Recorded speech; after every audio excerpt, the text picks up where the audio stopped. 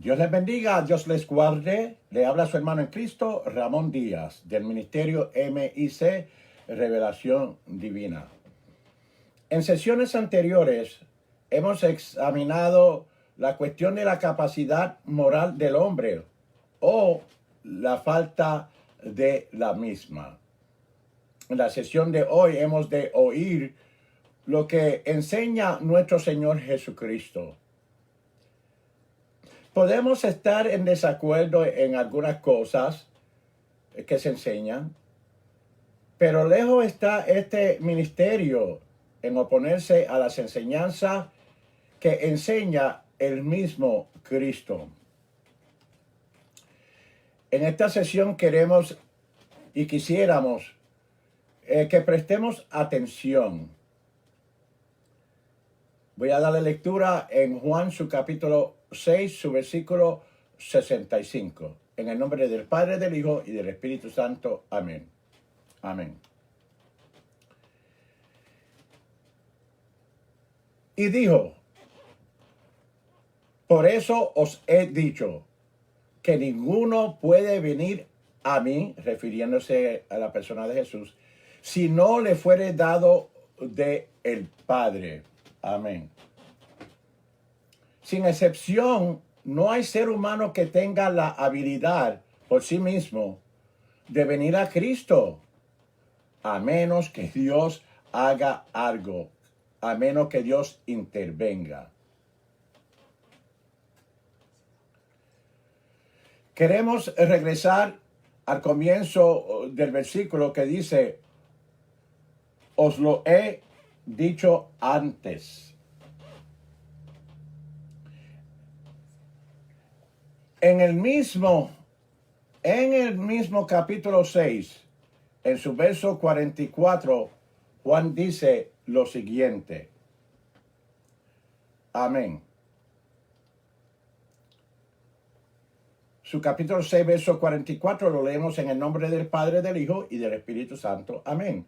Ninguno puede venir a mí si el Padre que me envió no le trajere.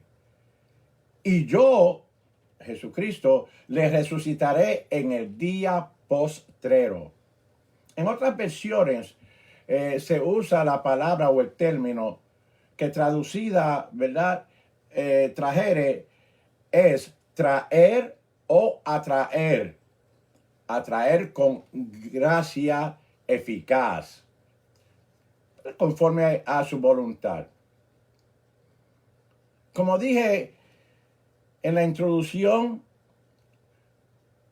sobre la doctrina de la depravación total y la doctrina de la incapacidad moral del hombre. Después de su caída o la caída del hombre, la condición de esclavitud al pecado era tan grave y tan severa que no existe ningún deseo moral en el hombre de buscar a Dios, ni las cosas de Dios, a menos que Dios siembre ese deseo en nuestro corazón. Notemos el diálogo que hubo entre Jesús y Nicodemo, que ya de esto ustedes saben, pero quiero citarlo. El verso 3 dice: en el nombre del Padre, del Hijo y del Espíritu Santo. Amén. Juan 3:3. Respondiendo Jesús, le dice: de cierto, que el que no naciere otra vez no puede ver el reino de Dios. Luego, en el verso 6 del mismo capítulo, Jesús sigue diciendo: lo que es nacido de la carne, carne es. Y lo que es nacido del Espíritu, Espíritu es. En otro lugar, Jesús dice que la carne para nada aprovecha. Sí, hermano, lo que Jesús dice es que hay un requisito previo, una condición necesaria. Algo tiene que pasar.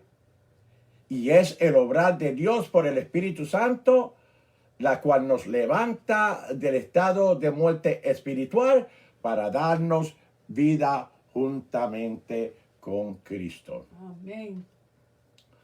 Hablemos unos segundos sobre la doctrina de la elección. Siéntese bien, agárrese para que no se vaya a caer nadie. Hay una controversia que supuestamente no debe de existir. Cuando se hace la pregunta, ¿cree en la doctrina de la elección? Mire cuál es la respuesta de la mayoría. Dios no puede ser injusto. Es que nadie está diciendo que es justo. Es más, ese término de que Dios no puede ser justo no debe de pasar ni por el pensamiento de nadie. Eso es así. Otros añaden diciendo, no puedo creer que Dios traería a gente gritando y pataleando contra su voluntad a su reino. O traer a personas no queriendo.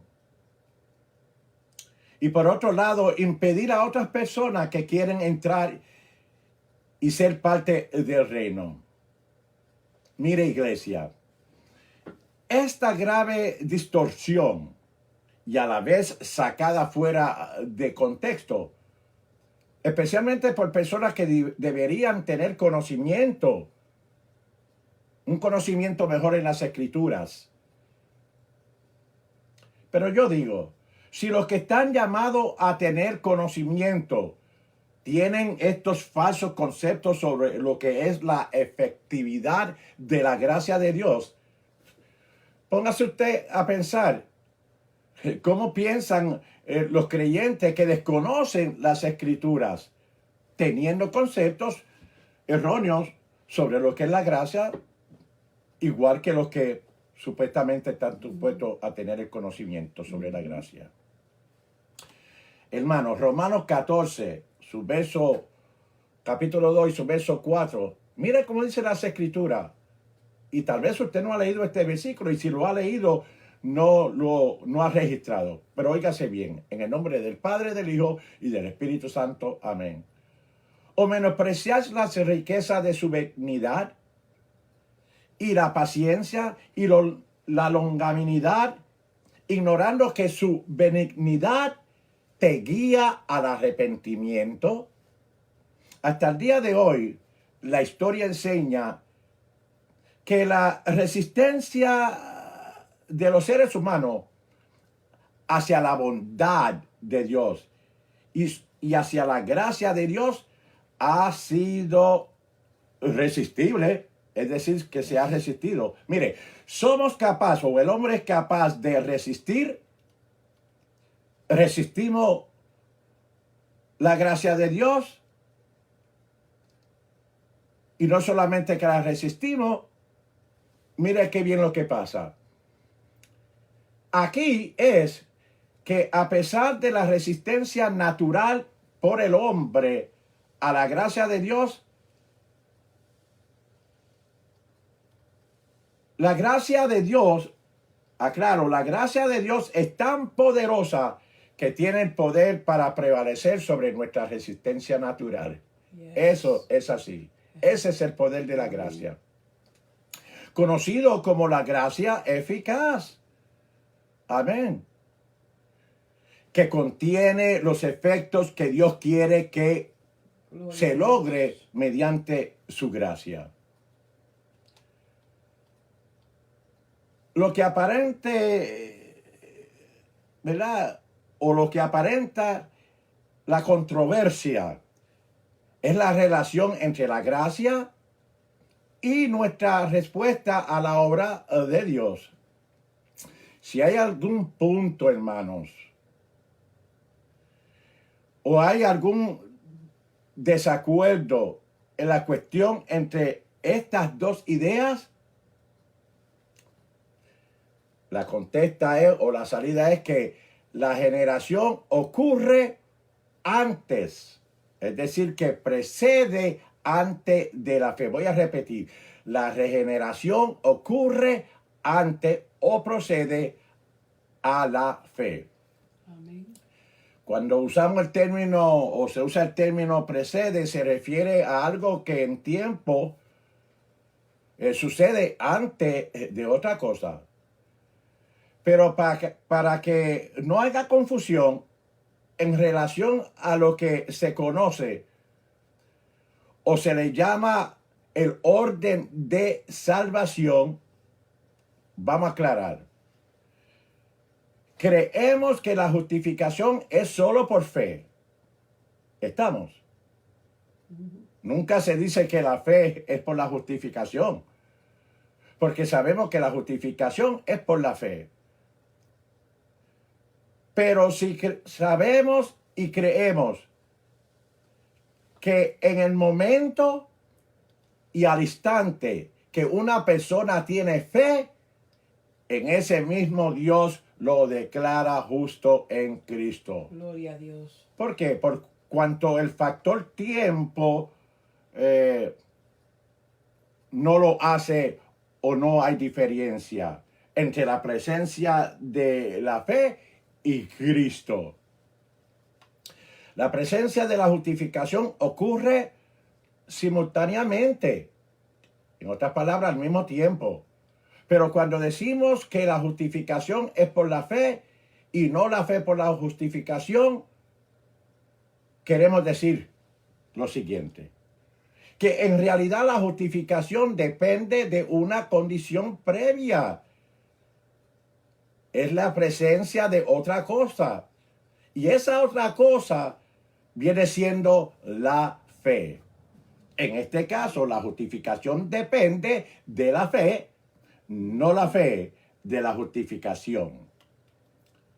Cuando decimos que la regeneración precede de la fe, significa que antes que una persona ejerce la fe salvadora, antes de creer en Cristo, antes de ejercer su voluntad para abrazar a Cristo, Dios debe hacer algo en él y por ella y por él, para que la fe tenga su efecto total.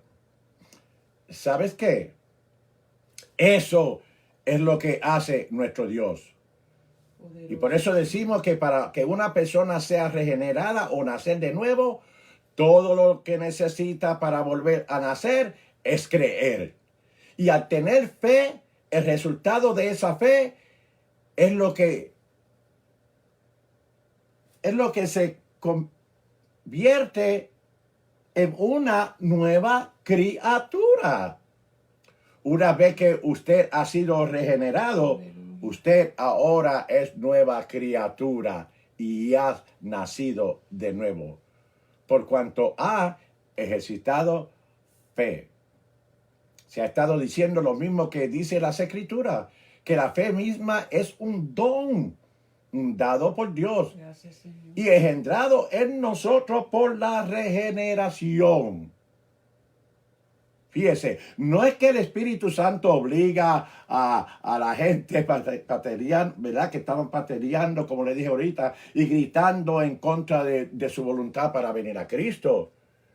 El Espíritu Santo obra de esta forma, cambiando la inclinación y la disposición de nuestro corazón, que anteriormente no estábamos dispuestos en abrazar a Cristo.